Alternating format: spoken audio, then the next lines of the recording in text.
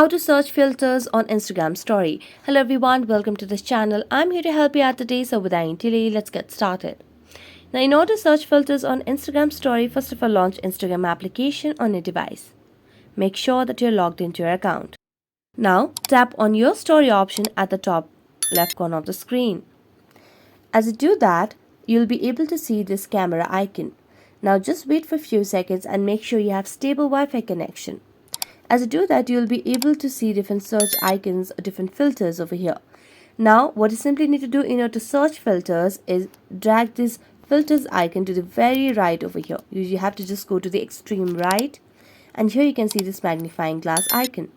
So tap on it, and here you can just see all the filters on Instagram story. You can also search for it by tapping on the magnifying glass, and let me search for a filter over here. And as you do that, you can get all these filters. You can use it and click a picture as well. So that's it. Thank you so much for watching this video. See you next time.